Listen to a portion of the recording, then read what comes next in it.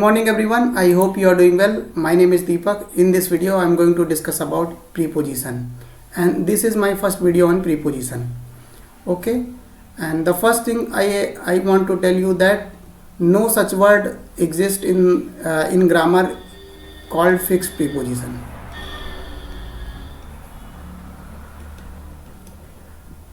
ऐसा कोई word grammar में एग्जिस्ट नहीं करता है।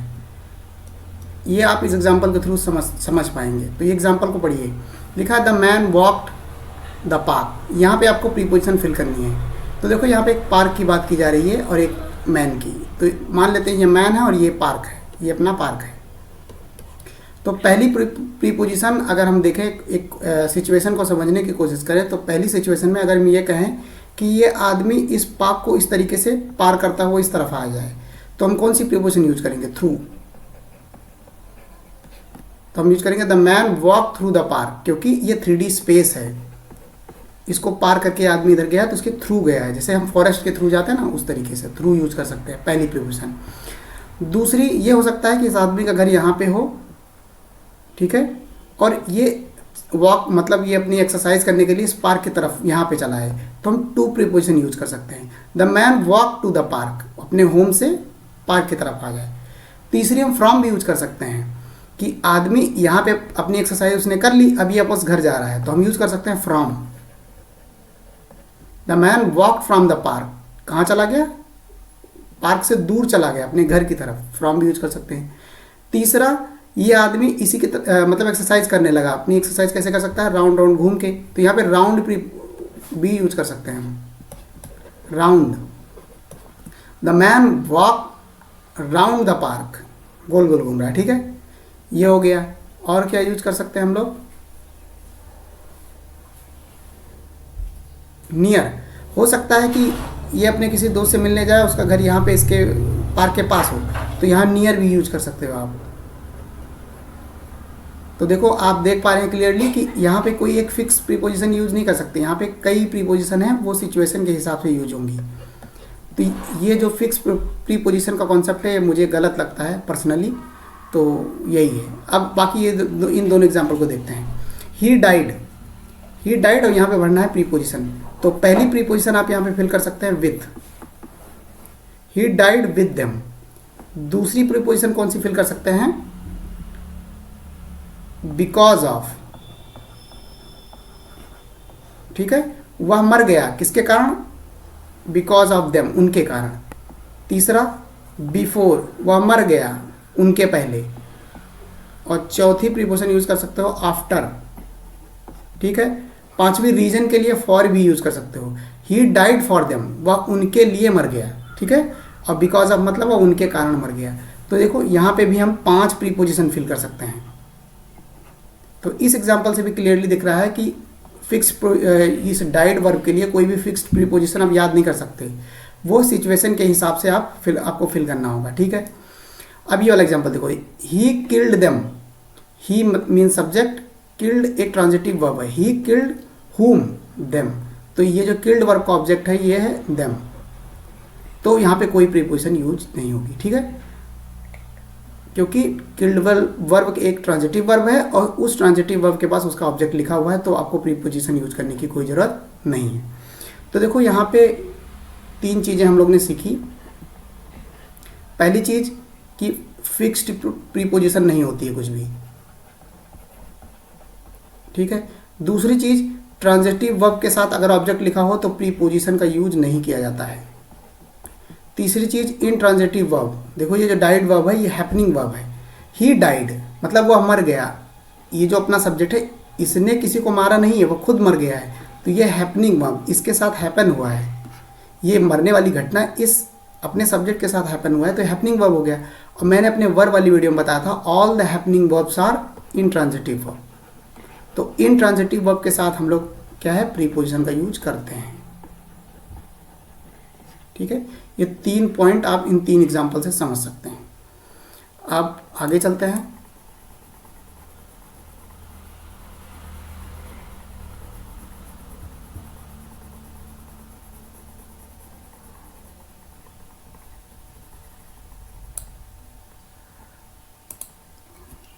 अब हम देखने वाले हैं डेफिनेशन ऑफ प्रीपोजिशन। तो डेफिनेशन लिखी हुई है, इट इज़ अ वर्ड, यह एक वर्ड होता है, विच रिलेट ए नाउन, जो रिलेट करता है एक नाउन को या प्रोनाउन को, किसके साथ, other words of the sentence. That word could be noun, वो नाउन हो सकता है, अदर वर्ड प्रोनाउन हो सकता है, एडजेक्टिव हो सकता है और वर्ब कुछ भी हो सकता है। ठीक है, इस एग्जाम्पल के थ्रू समझते हैं। The man in the car shouted at the boy standing near the shop. तो यहाँ पे पहली प्रीपोजिशन जो मैंने यूज करी है वो इन, ये प्रीपोजिशन है पहली अपनी। दूसरी प्रीपोजिशन यहाँ पे है एट, तीसरी प्रीपोजिशन है नियर। तो देखो जो पहली प्रीपोजिशन है इन, वो क्या कर रहा है, वो नाउन को नाउन से जोड़ रहा है, नाउन टू नाउन। पहला नाउन है द मैन और दूसरा नाउन है द कार, इन दोनों को जोड़ रही है, नाउन का नाउन के साथ रिलेशन। दूसरी प्रीपोजिशन है एट, ये प्रीपोजिशन क्या कर रही है, ये साउटेड वर्ब को द बॉय नाउन से जोड़ रही है, ये नाउन को वर्ब से जोड़ रही है। तीसरी प्रीपोजिशन है अपनी नियर, ये क्या कर रही है, ये इस नाउन को इस स्टैंडिंग क्या है, एडजेक्टिव है, ये नाउन को एडजेक्टिव से जोड़ रही है। तो देखो इस एग्जांपल आपको साफ देख पा रहे हैं, नाउन को नाउन से जोड़ा गया है, एड जोड़ रही है नाउन को वर्ब से, नियर जोड़ी है नाउन को एडजेक्टिव से। ठीक है, समझते हैं। They did not stress that matter, यहाँ पे आपको प्रीपोजिशन भरनी है।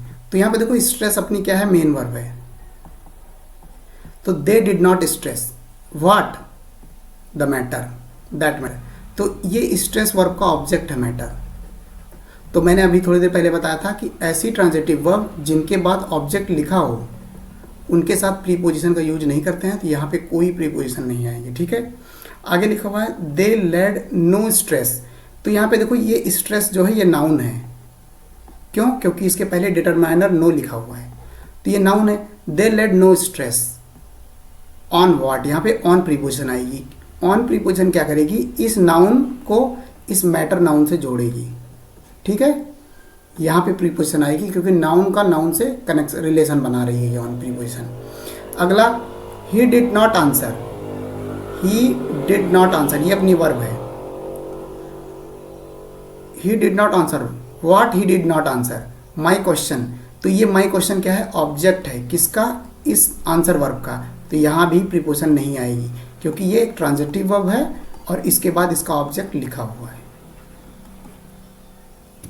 आगे चलते हैं। अगला we are faced, we are faced. तो यहाँ पे देखो फेस जो है ये एडजेक्टिव है। कैसे पता चला, क्योंकि यहाँ पे आर मेन वर्ब है और जब आर मेन वर्ब हो तो ये होता है linking verb.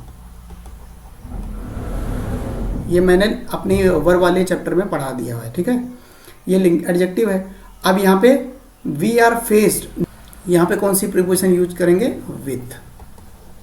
We are faced with no difficulty, यहाँ पे विथ प्रीपोजिशन आ जाएगी। ठीक है, क्योंकि यहाँ पे एडजेक्टिव को आप किससे जोड़ रहे हो, नो डिफिकल्टी का मतलब क्या होगा, ये नाउन है, एडजेक्टिव को नाउन से जोड़ रहे हो। यहाँ पे लिखा है वी हैव फेस्ड, तो ये है verb. We have faced what, no difficulty, ये हो गया ऑब्जेक्ट, तो यहाँ पे कोई प्रीपोजिशन नहीं आएगी। ही हैड नो आंसर, तो हैड नो आंसर क्या है, नाउन है।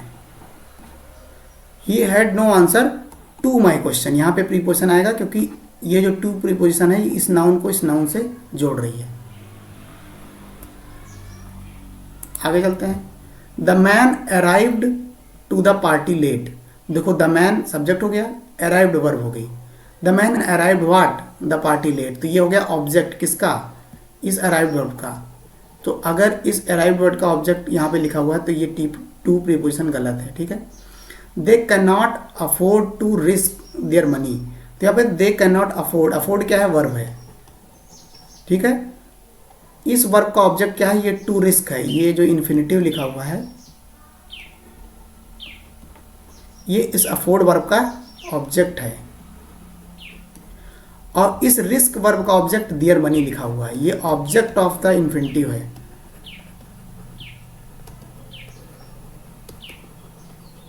ठीक है, ये सही है, बट यहां पे देखो they can't afford the risk involve, तो यहां पे जो टू है ना ये प्रीपोजिशन है,